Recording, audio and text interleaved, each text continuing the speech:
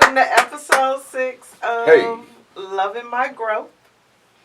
It's your girl, LaVette, here with all the tips and topics that inspire growth. As always, we do start off with a word of the day, which I didn't write down today, but I have it on my phone.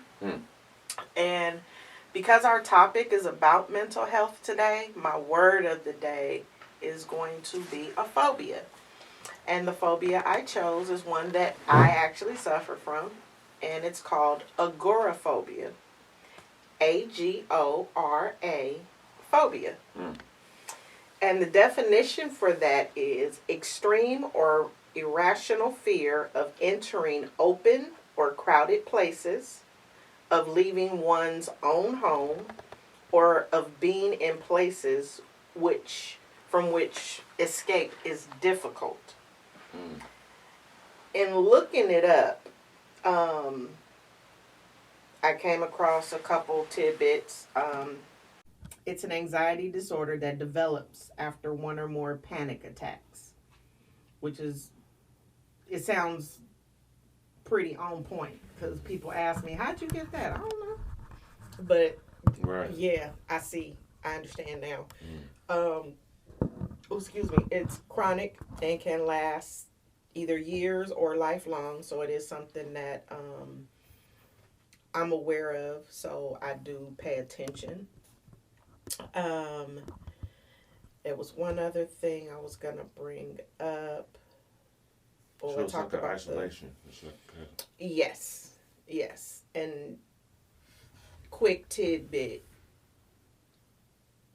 Mornings, I really have to prepare to get from point A to point B. I could get up at like 5:30, 6 o'clock.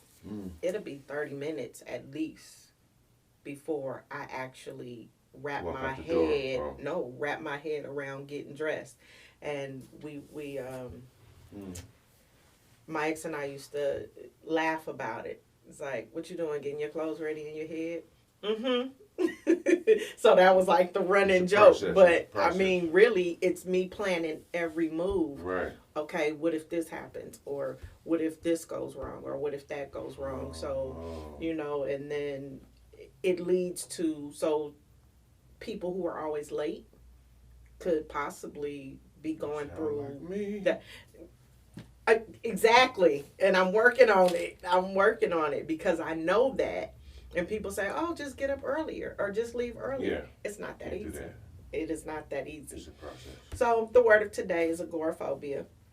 You want more information about it, go ahead and look it up. I just Googled it so I could better explain it. I know what it is. I know, how to identify it. But for you guys, I wanted to make sure I had the actual definition. All right. So, leading us into our conversation today, the topic today is mental illness from a Black man's perspective. Because I'm titling this episode that, I don't want people to think it's just about the Black man. It's about all of them, all men, all women. It's about everybody. But I notice more women talking about mental illness than men, especially our Black men. I've been in groups, and majority of the people in the group are women, and then there'll be a sprinkle of men. Occasionally, I'll see one Black man. Wow. And it's just like, okay, I kind of feel like I want to go over and give him a hug because he up in like, here. Oh, man, tell us your story. Let him go first. It's okay. Right. It's okay. He's going to have something juicy. You're right. So, okay. My guest today is my longtime friend. To me, he's male. Right. Small M-A-L, capital E. But his name is Elam. And I'm going to let Elam tell us a little bit about yourself, not necessarily yet about Everything. the illness, but just tell us about you, who you are, what you do. Hello, my name is Elam Harding. I am originally from Berkeley. I was born in Marin, but I'm from Berkeley, California. My parents are from Richmond, California, from Parchester. Woo woo. What else? I like to consider myself just a Bay child. I'm from the Bay because I lived everywhere. Grew up in Oakland, went into all the high schools, even San Francisco, everything like that. Pretty cool childhood. Can't complain. There were some things that happened, but other than that, I had a very healthy childhood. I had a lot of friends. I stayed out all night. I did the things that teenagers do. Right. I lived a very full teenage life. Okay. So, nice to meet you. So, now you are a husband. Yeah. A stepfather. Yeah. A hard worker. Man. Okay. He's the job resource man. That's right. We're going to get that together. We're going to get that together. Okay. The resource guy. Let's go right into our topic. Okay. And my first question is, how does mental illness affect you? What is your experience? Mental health affects me because mental health puts me like in a fishbowl. Okay. I feel like I'm, it's me and then the world around me. Okay. And so that's pretty much how I view the world in a nutshell. Like I'm in a movie, and it's not like everybody's watching me, but I'm watching everybody. Right. Okay. It's kind of like I can see everybody's thoughts and feelings, and it sucks to have that power. Right. So my mental health is kind of like having a power, like a superpower. Okay. That you don't want. Okay. And you were clinically diagnosed with what? I was clinically diagnosed in about 2005, around then, with severe. I'm trying to get it right. Okay. Severe depression and recurrent anxiety disorder. Okay. And what does that mean? In short, I can't sit still and I can't pay no damn attention. And more than occasionally, I will be very depressed and, my depression means that I worry about it, like the world's going to end. Not like I want to kill myself or anything or hurt anyone, but more so I'm doomed. The world is doomed. I'm doomed. I'm horrible. I'm a horrible person. That kind of. So that's what my depression is. But anxiety-wise, yeah, I'm a firecracker. I can't sit still. Okay. My mind keeps going. I can't stop thinking. Okay. So how has the pandemic affected your depression? Wow. So, one, I've been working the whole time since the pandemic. Ever since the pandemic, hasn't changed for me. I've been working. But there came a time when the pandemic had that shelter in place where everything shut down and everybody had to go home because, I have an office job. So right. The whole building shut down. So there were some times during that time that I was in the home that I was like, oh my God, I got to get out of this house. I got to get out of this city. I got to get out of this. Oh, yeah, definitely. There were times that I just had to get out. I felt squeezed in. Absolutely. Yeah, I couldn't work from home. The option when it first hit and everything was closing down, we were given the option to do 1 day on, 1 day off. And I was just like, I can't be in the house. Too many distractions. Yeah, I was like, because I'll sleep all day. And that'll just kind of push me more into the depressive state, because then there's the fear. Oh my God, we're going to get it. We're going to die. There's no, it was just so many. You have that too? Like, oh my God. Oh, yeah. Yeah. Oh, yeah. Oh my God, everything is bad. I look bad. You know what I'm saying? I got all these clothes. I don't have nothing to match. Oh my God. Right. Everybody's judging this me. Wrinkle. Everybody's judging me. My thigh extra big in the camera. You know what I'm saying? I had to say it right. And it'll come out of nowhere. It'll just come out of nowhere. That's the funny part. Yeah. It'll come out of nowhere. Yeah. And it's funny that you said that, like, at home, you just, sometimes, for me, it was like, how they say, idle minds, devil's workshop, because, oh, God, I'm a wreck at home. If I have to be at home, I'm cleaning up, I'm doing laundry, I'm cooking, I'm a wreck. I got to get outside. I got to feel and touch people and see people, Right. So, yeah, it was horrible for a minute. And then I caught COVID. So that Right. I caught it. So that made it worse. I couldn't do nothing. Your stepson, did wifey get it? My stepson caught it first. Okay. Yeah, he caught it around November, and I caught it around February. Okay. So it was sucked. Okay. So I know you were isolated when he caught it. I went to a hotel when he caught it. Right. And then, because my job paid for that. So I was like, okay, I'm sick too. So they paid for that. When I caught it, I was at home. I didn't even know I had it, so I might as well just quarantine at home. Okay. But I quarantined in the living room. Okay. Which made it worse because I couldn't sleep in my bed. Oh, okay. Okay. But wifey didn't get it. She didn't get it. Okay. Woo! She got them good immune system. Something. She, dodged a bullet. But she was hardcore with us, too. Okay. She was. Okay. Oh, yeah. She wasn't playing. I'm talking about handing food out just. There you go. That's dinner. So, I'm wearing gloves. She was wearing masks in the house, so that helped. Okay. Yeah. So, what point did you realize that you weren't normal? You were actually, something was wrong. Something, you didn't feel normal. When I got physical with a girl.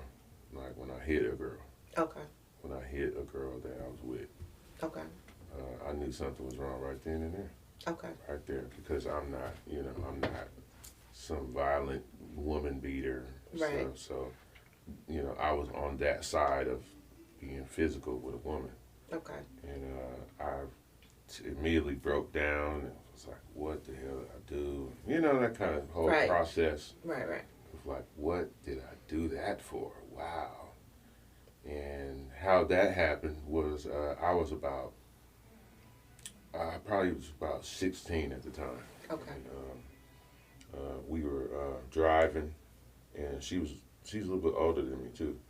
And the only thing I can remember is that I think she was nagging or something, nagging about something. And I was in the passenger seat, and I reached over and slapped her.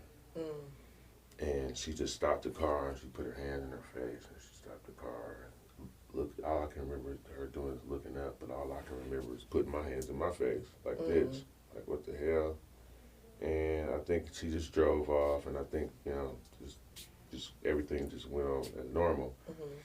But yeah, right then, I was like, something wrong. Right. I was always a happy kid. I was happy and jovial.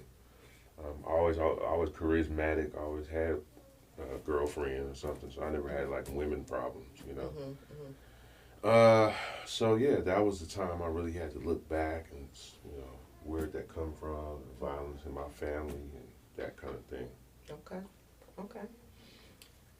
Now that you know that you suffer from these illnesses and that, can you look back to certain times and go, damn, I really been suffering with this stuff for a long time. There just wasn't a name for it, or as in the black community, you all right, go sit your crazy ass down. Like, you know what I mean? Can you look back and say, oh, dang, that's what that was? I know for me, I was late for school all the time. I was the late girl. And you know, I had a lot of anger issues, which I denied for a long time. But when I sit back and I look at, dang, that's what that was. A lot of the anger and stuff comes from my father. Okay. And so I just thought that was the driving force behind whatever was wrong with me. Okay. For a long time. And then through research and therapy and everything, I found out that a lot of ways and a lot of deep things that's going on with me is a result of just being the influence from my mother. From my mother's, you know, because you either nurture your kid and, you know, or, you know what I mean? Right. They're affected by your anger, your drug use, your, you know, your bitterness, or whatever, you scorn. They feel that. They grow through that. So I found out later that I was living that more than I was living the abuse from my father. Right. And the abuse that I was living, it was what I carried from her. The depression and whatever was going on, you know, I was young, so whatever was going on in her life, that carried on to me, just being depressed and very low self-esteem. And, you know, she had some anger too. So that whole time, like you said, that's what I figured out. That's the core problem that I have. It's not the anger and you know, I'm not angry and violent. Right. I'm more like my mom, more depressed and defeated, and you know what I'm saying. So the part that was like my father, I don't know. I think I transferred that to more. I'm more of a leader. I have more leadership qualities. Okay. You know, with the anger and all that stuff that he, you know, instilled in me. I turned that more into a mentor, a leader. Like I said, a lot of people call me Unc because I like to shift people and mentor people. But yeah, that's what happened. I mean, along the way, I was like, wow, I'm more like my mother than my father with the mental health. Okay. So do you think they both have mental health issues? I think both sides of my family have generational mental health issues. And it's carried down from generation to generation. Okay. So generational... I think, and I never really hear people say this, but I'm sure it's a thing, that my family suffers from like black generational depression, PTSD, and all that kind of stuff. I do, you know, think that I suffer from like severe like ADHD, like some sort of attention disorder. I really, really do, because even to this day, you know, you could tell me something right now, and I wouldn't remember 2 hours later. If you were my boss, and you delegated something to me, they'd be like, "What did I just tell you to do? I just told you to do that. What were we just talking about?" So I think that carried on from my family. I mean, my family. I mean, really, I have a big family on my mom's side. I have a small family on my dad's side. My big family on my mom's side. Severe depression, severe from I don't know, from their generation, or you know how that generation. But they were never taught. They were never taught how to deal. Express their secrets, and you know there was a lot of molestation and stuff back in the days, and incest, and that everything got pushed under the rug. Different fathers and all that kind of stuff. But yeah, it got pushed under the rug. So now everybody walk around like ghosts, like they're haunted by something. That's my mother's side, and it's sad because that's the elders that that do that, and that carries on to us, carries on to the kids. Right. My mom is part of that elder family. Right. But see, a lot, my viewpoint is my parents' generation, they suffered, and the way that they coped was with drugs. Not prescribed drugs, you know, street drugs. That's how they dealt. And some of them still deal that way today. For me, my generation, it stops with me. It was up to me to get the help that I felt I needed. Absolutely. And now, for my children, if I see something, oh no. Just like you broke your leg, you about to go to the doctor. Okay, you just flipped out. You about to go to the therapist. You know, we putting you in therapy. We're going to make sure that you're able to express and understand what you're feeling, why you're feeling this way, and how to take a minute, be mindful, and work through it. And that it's available. Like, listen, you know, you get sick, you go to the doctor. Yes. You get your teeth hurt, you go to the dentist. Yes. Listen, we're going to go to this other doctor, you know, so that's the benefit of mental health that black people don't understand, is that you need to go somewhere and talk to people. It's okay. They're not going to shoot anything in you.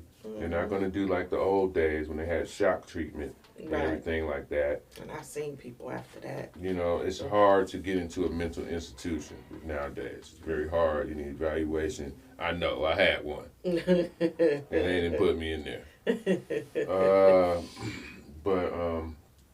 Yeah, it's all about how you handle it. It really is. It's a thing. I always think that I can, let me see. I have this thing where I have to manage my anxiety. But the depression, I can't get, I can't, you know, you can't, it's not a myth. I can't get rid of it. It's just something I have to live with. The anxiety, I can manage it and try to do different things and yoga or whatever, you know what I mean? Travel and do and it's work. Whatever the things that I do, it helps my anxiety. But the depression, it's just it's a switch.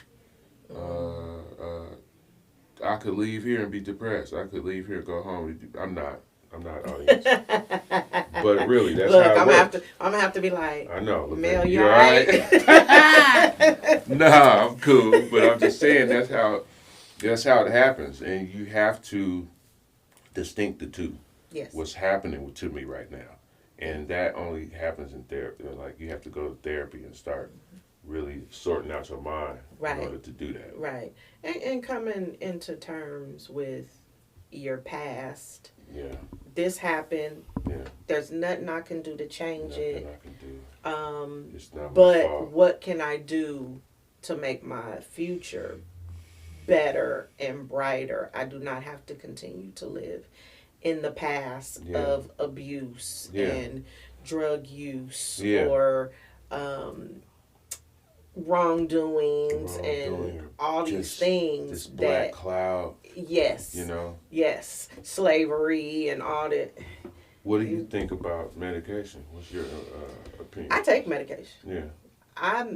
I realized a while ago, I've been on meds for over 20 years. And at some point I used to think, okay, I'm going to take it for now and then I'll be able to not take it anymore because I'll be better.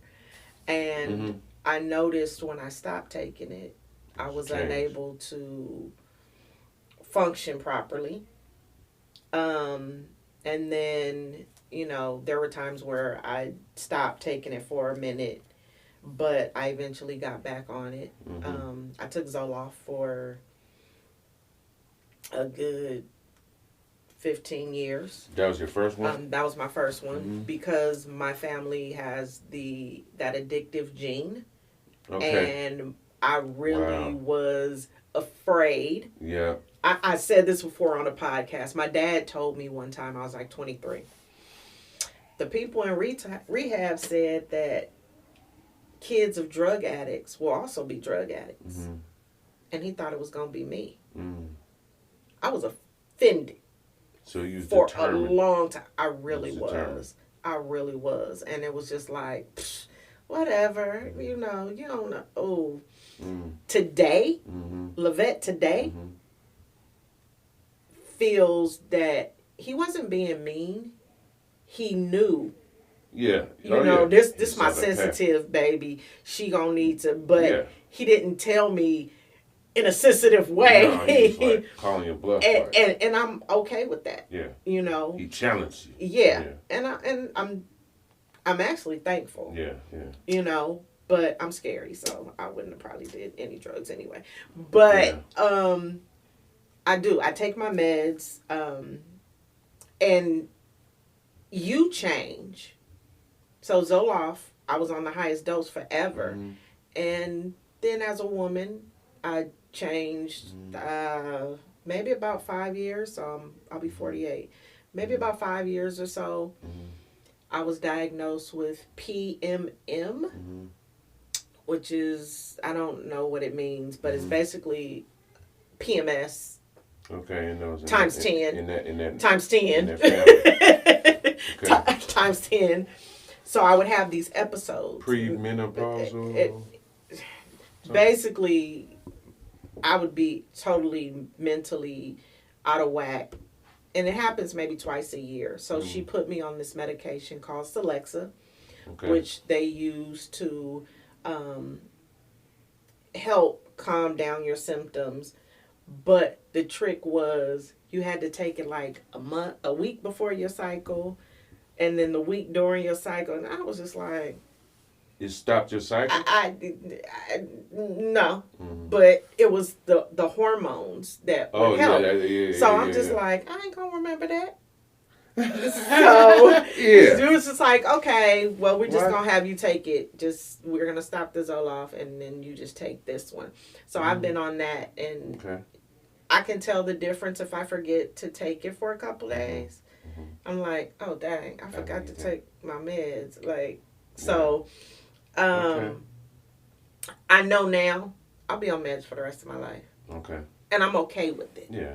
You know, people, they just want to pump you with drugs, and you know what? I've seen myself without it. I know myself without it. Funny story. And my ex-husband is gonna, if he see this, he gonna be like, man. We were dating. I was pregnant. I was 8 months pregnant with my son, and he and I had got into, he was irritating the hell out of me, basically, the whole day. Mm-hmm. And I dropped him off and tried to run him over with the car when he got out the car. Mm. Okay, I did. I bumped him. Dang, bro. Again, I was off meds. I was off my meds for like 4 days. Yeah. And I was pregnant. So I was just like, so I went home, and he was staying with his other baby mama at the time. I dropped him off. And I went home, and for some reason, we ended up talking on the phone. And as he was hanging up the phone, I kid you not, to this day, he called me a bitch. Trigger. I'm going to let you, that's a trigger for me. Bet. And we laughed about this not too long ago. I lived in... Phonetown. I lived on 8th Ave in Oakland. He lived in Berkeley on Ashby. Okay. I got from my house to his house in like 2-3 minutes flat. He was like, we just hung up. How'd she get here so fast? But off the medication, I was like 8 months pregnant, dark outside acting a fool. Bring your butt outside. You know, now, here's the interesting part. What do you feel? Because, without, so I smoke marijuana. Okay.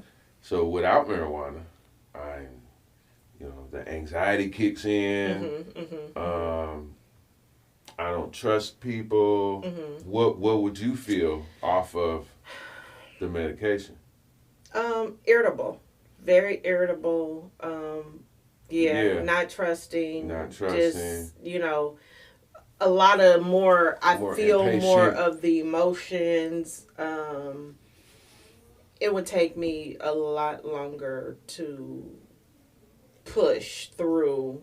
I Yeah. used to sit at the end of the bed at 30 minutes and rock back and forth. Like, okay.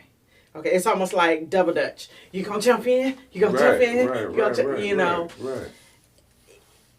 On my meds, I can see clearer. I can rationalize, okay, was this person talking to me? No, that person wasn't talking to me. Or, kind of let that roll off. Yeah. You get more focused, like. Oh, yeah. Yeah. Oh, yeah. So, I see a lot of me in my children. I've had them in therapy since they were in second grade, both of them. That's good.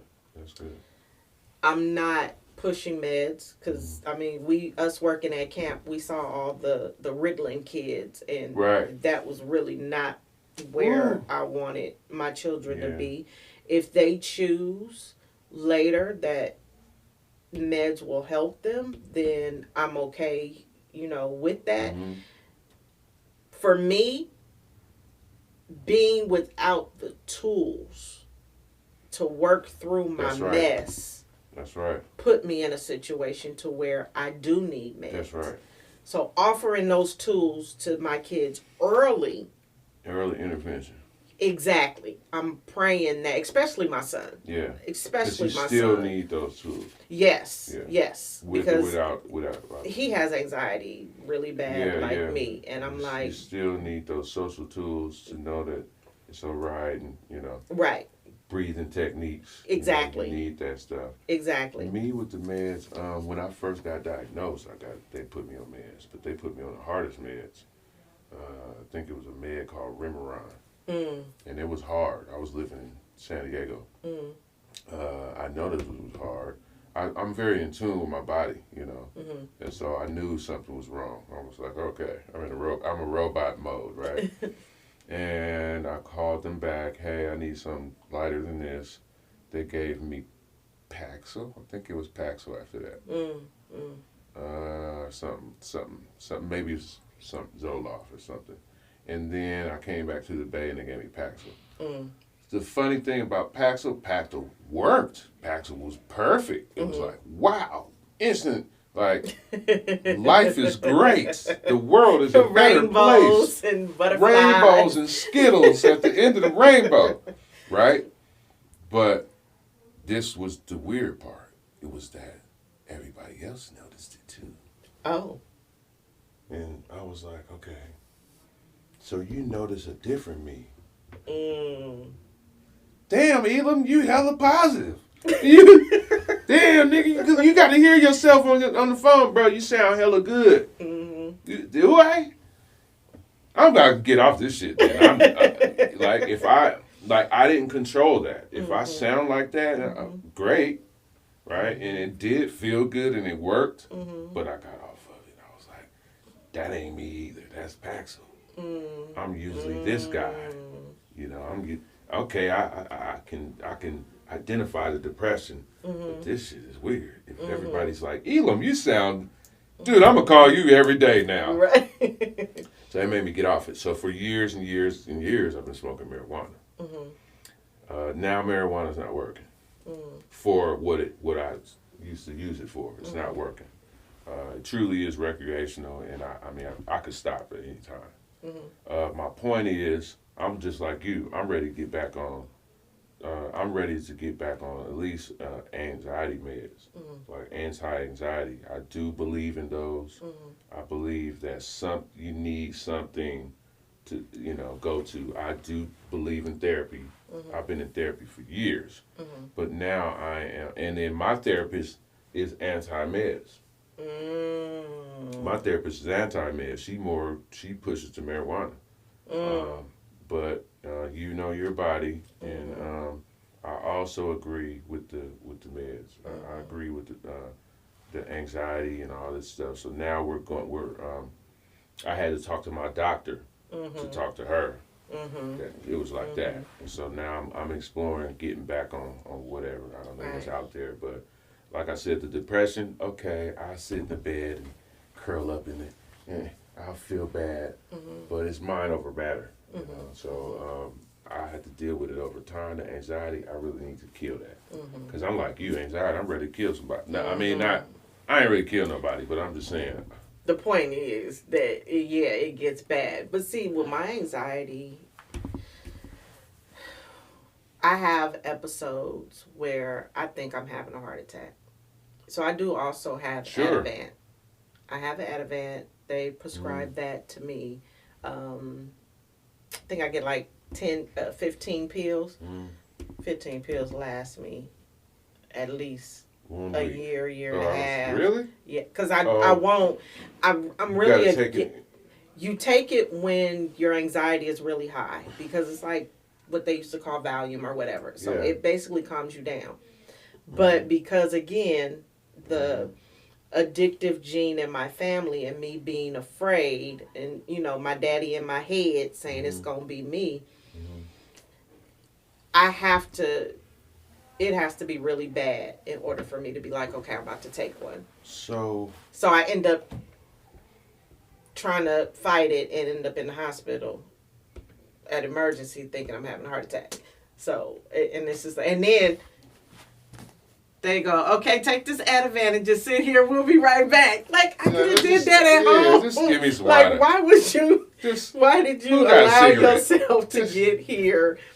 So, those childhood things, and I was 23, but they're in your head. But it's funny that you said that, because how you were saying, it's just funny how, the anxiety part does come in episodes, don't it? You know what I'm saying? Because I was thinking, well, how is 15 pills enough? But I'm thinking, well, it might be enough for her. You know what I'm saying? But imagine a person who has those episodes every day. Well, see, and this is the thing. They allow that many because it's a narcotic.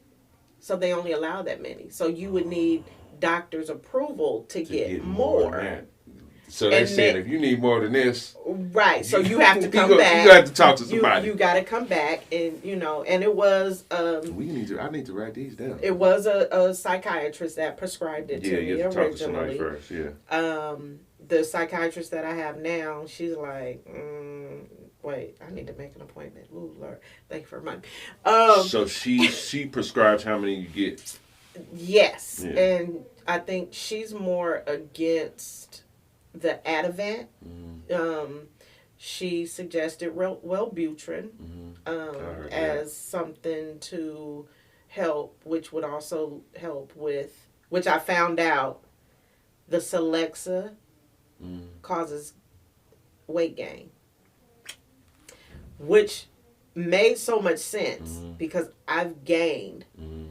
I went from a size 16 to a size 22 since I've been on Celexa. And I just thought it was just me eating and being lazy and all the stuff. Have you had an appetite? Do you have an appetite when you're depressed? It depends. Every episode is different. I used to binge. When I was in my 20s, I would binge. I would sit in the middle of my bed. I'd have a pint of ice cream, some whipped cream, cookies, and just go at it. Yeah. Now that I'm older and my body is different, even if I tried to do that, I couldn't. Ice cream would have me jacked up. Yeah, I've always been different. My depression and everything, stress has made me not eat. I can't eat them for days. Even if I ate something, I'd probably throw it up. And then I started developing acid reflux or something in my stomach, where, the stress started doing stuff to me physically. And again, that's why I want to get on the meds, because the meds is going to help that behavior. I don't know, that internal behavior calm down, And life is hard because, when you ask me that about so most people know I just had a breakup after 9 years in late January. And I wasn't able to eat My appetite is still jacked up. Yeah. I kind of turned it around though. I can't eat, so why not eat healthy?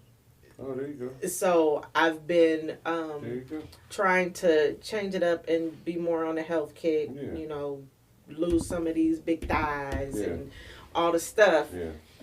And even with my bouts, I'm doing good, but there's bouts when I am grieving that loss, where I'm like, oh, I'm gonna go eat some, and then it's like I start feeling nauseous. You gonna eat some salad. You not finna eat that. You finna eat some salad. That's the only thing I'm gonna allow you to eat right now.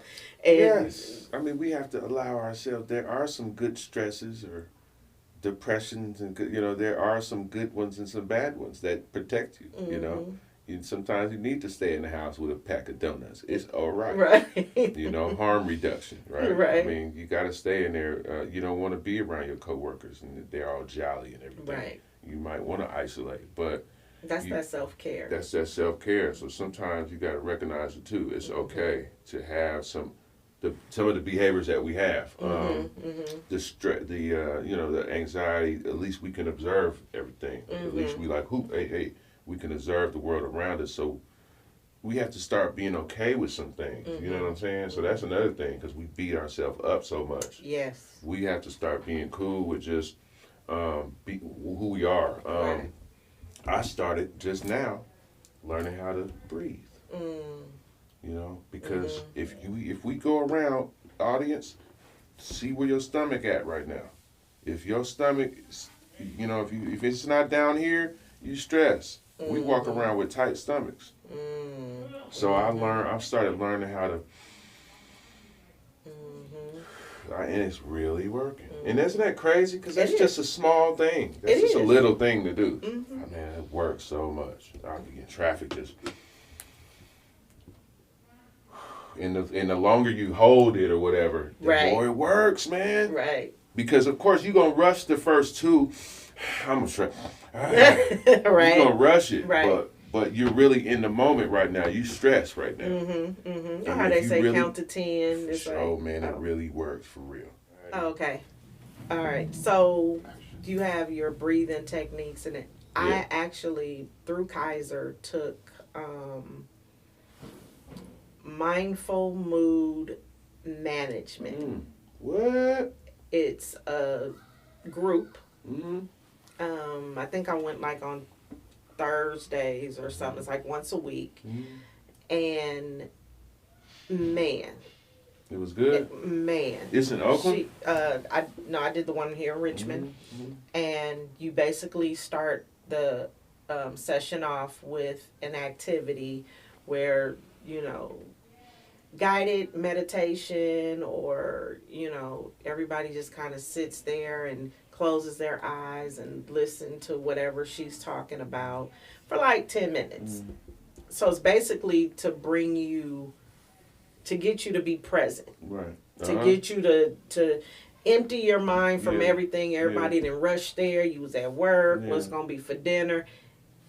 Clear your mind of all of that and just be present in this group, where she would give you either cover topics about how to cope with certain things, or whatever the case may be. Then she would break it up, and we would do like something that seemed real trivial to some people. She'd throw a ball out. Throw it to one person, tell them to throw it to the next person, and they throw it. Then she throw another ball. So there'll be like 5 different balls of different sizes in rotation being thrown around the room, and people are catching them and throwing them. And you sitting there going, why is we sitting here playing this little kid game? But the point was to take your mind off of all that stress and garbage that you have going on, and just do something with no meaning, no nothing, just being present and having a good time. So we would do different activities, and then I enjoyed it. her name was Julie, the therapist that led the group.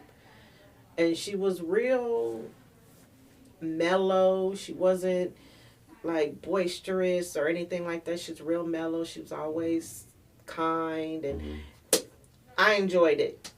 I enjoyed it, But the way that the groups work with Kaiser, they have maybe like 8 modules. So after that 8th one, the next rotation, they start all over. So yeah, you may get something different out of it because there's different people and different perspectives and that to the conversations. But it's like, okay, at what point am I ready to get off the train and say, okay, I got all that I needed from this group?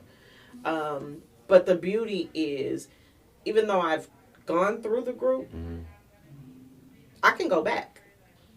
So say I went a year ago and, I forgot some of the tools or I'm just struggling right now.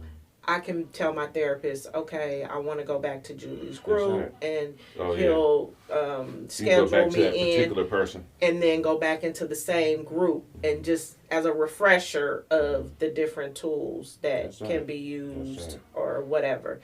And it helps. It really helps. The one group that I did take was an anxiety group that I didn't like, and I didn't like, he was a bit high strung, the therapist. So he bothered me, and my anxiety could have been off then. And then the room they had us in was small, and there was a gang of people in there, and then you had the 2 people that didn't speak English, so you had the interpreter in there. Oh God! With the door closed. Repeating. It was and then on top of that, it was like at 4 every day, so I'd have to leave work early in Oakland to get here to be there by 4. I'm like, I can't do this group no more. So I struggled with group for a long time. I'm not in any groups, but I do believe in group. Okay. I believe that a person should go to find a group. I believe. I really do. I believe that a person should just go find some AA in your neighborhood and go to the group. Because you're going to meet people in that group that not are like you, but maybe similar stories, maybe different. Like, damn, I'm not that bad off. This motherfucker's bad. But nonetheless, it's a support group, and you can sit up in there in an environment of support. Yes. And if that's in your neighborhood, I would encourage to go to that group. There's other groups. Al-Anon is a group for people who have loved ones who are on drugs. Al-Anon is everywhere. You got to look it up. Like I said, even if you're on marijuana and you can't find a Marijuana Anonymous, go to AA. It's the same thing. Church groups, or like LaVette said, go to a Kaiser group, because the Kaiser groups are good and they don't cost nothing. And I really believe so. It depends on your insurance. On your insurance. I pay $7.50. I got that county. I'm just saying. Alameda County Kaiser thing. I'm just saying. But there are free ones. Yeah, there are sliding scale ones for low income people. There are. I truly believe in therapy and talking to someone. A therapist is not someone who cracks your brain open and be popping your brain open, but they pop your brain open in a different way. It does hurt. It's gonna hurt, but it feels good after you're done. Because you gotta hit that. You gotta hit deep. That nerve. You gotta get deep. It's like massaging. Yes. It's like massaging you, and you hitting that nerve in the back, and it hurt. But then once they work it out. The first time I ever went, and I got an evaluation about what's wrong with me, I left crying. I had a migraine. I had to smoke a cigarette, because that lady, and she was a black woman, she told me something that just blew my mind. And that's what therapy is, just in case you don't know what it is. She told me something that just oh my God. She threw a mirror at me as to why I've behave the way I behave, and that I love it, you know. Mm-hmm. Force you to look at it. Force you to look at it, and then you go to groups, and you hear other people's story. You feel like you can help them, and you start being involved and want to talk to people and stuff. I'm not in one. That's why I said that, because I ain't in one, because I felt the same way, because I'm like, I want to talk to somebody by myself. I don't want to be in no group with a bunch of people. So a lot of times I walked away from a lot of groups, just because I'm one of them dudes peek in the window and leave, like Chris Rock did on New Jack City. And Ice-T had to push him in there. I was that dude. I always schedule myself for a group and look in there and just, I'm not trying to be in there. And so to this point right now, I'm not. That's why I don't be. But I would love to be in a group. I encourage group, and I encourage therapy. I would love to start a support group. I'm not a therapist, but I would love to start a support group. Or start one. That'd be tight. So women. Maybe it will take out of the fear of talking to the man. How some people say, "Oh, I ain't talking to him," or how some parents go, "Oh, you don't let them white people tell you so." Yeah. My therapist is black, so I don't know what you're talking about. But I never thought about that. Starting one. Just start one. And it's a support group somewhere that you can go and just let it out to like-minded people and get tips and topics. So that might be something I work on. And it's people that don't know you. That's the point. It's people that don't know you, but everybo's supporting one another. Sometimes it's hard to talk to the people that's close to you. Yes. Because they know you.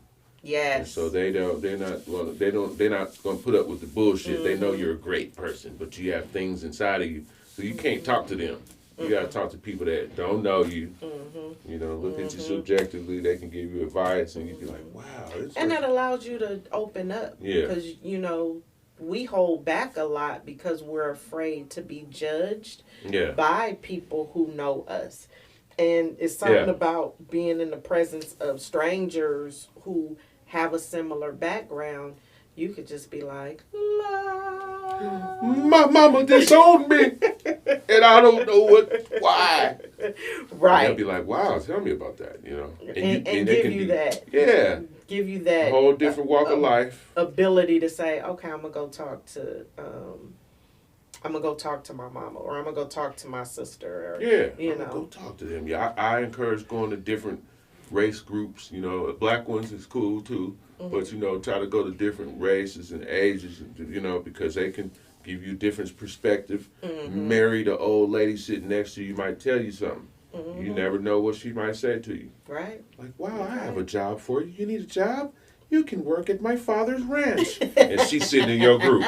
And now that's your group partner for life. That's your sponsor. Exactly. She's going to help you get off drugs. And you working at her father's ranch. Right. So, there's benefit. There's benefit for a group. Definitely. I am so, so thankful for you even coming, and I know, but I have to say it, and this is not the last one, because we didn't really even touch the surface. We didn't really even touch the surface. I mean, you got some tidbits in there, a little insight, but my goal really is to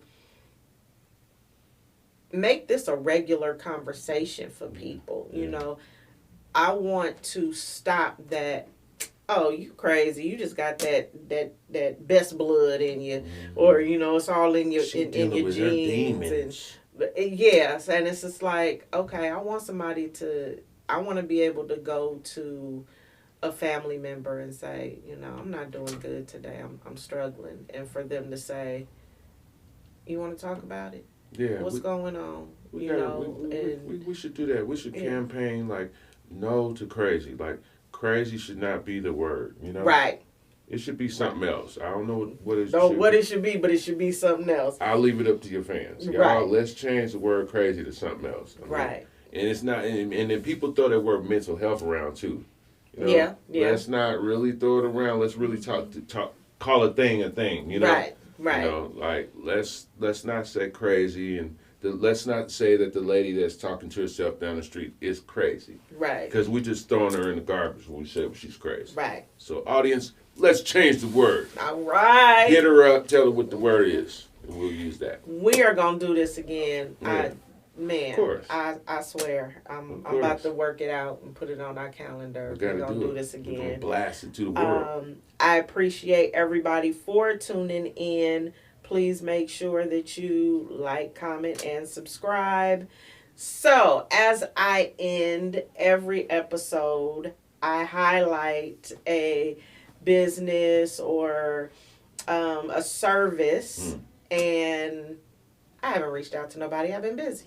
Mm-hmm. So, what I am going to do is, again, I'm going to spotlight OCAR, our community as a resource. We're coming. June 19th is our launch.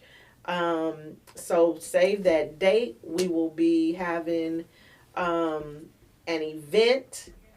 It will be in Richmond. I can't tell y'all location as of yet, but it will be in Richmond. We are coming with workshops, resources, table building.